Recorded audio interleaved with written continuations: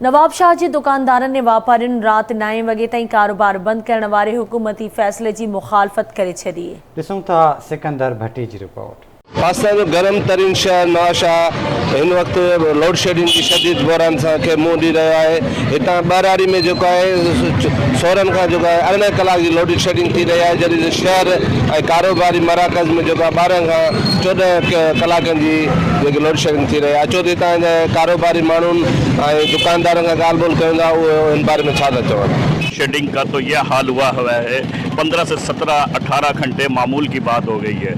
वही हमने पहले आज से 2-3 महीने पहले शुक्र था कि 6 घंटे हो रही थी, हम उस पर रो रहे थे। अब हम किसको फरियाद करें, किसकी सुनाएं। हुकूमत के पुरज़ोर अपील है तो बराए मेहरबानी करे लोड शेडिंग ते थोड़ो नज़रसानी कई वञे। रात 9 बजे के थोड़ो टाइम वधायो वञे। ईद जी ख़रीदारी जो मसलो आहे, इन जे करे आवाम परेशान थिए थी। 14 घंटे लोड शेडिंग हो रही है। हम कारोबारी हजरात किधर जाएं?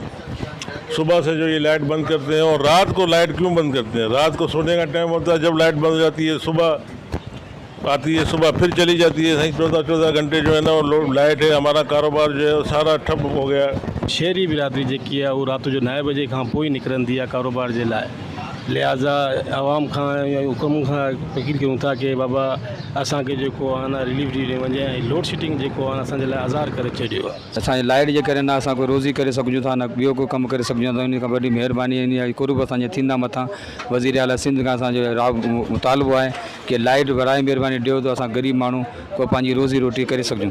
पर सफ़ा डाउन थी वियो आहे, छो त ॾींहं जो गर्मी आहे, गर्मी जी सबबु सां जेको आहे राति जो कस्टमर ईंदा आहिनि ऐं राति जो जेकॾहिं असां दुकानु बंदि था कयूं त पोइ असां जेको आहे किथां कमाईंदासीं या किथां बचनि जो गुज़र सफ़र कंदासीं। महांगाई ॾिसो था केॾे उरूज ते आहे। उनजो इहो ई चवणु आहे त नवाबशाह शहर जो गरम तरीन शहर आहे। स्पेशली हिते जेको आहे हुकूमत खे खपे त जेकी लोड शेडिंग आहे घटि खां घटि कई वञे।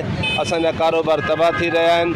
जॾहिं हिननि जेको सिंध हुकूमत पारां राति जो 9 बजे लाइट बंदि करण जो जेको शेड्यूल कढियो आहे, उन जी बि हिननि मुखालफ़त कई आहे।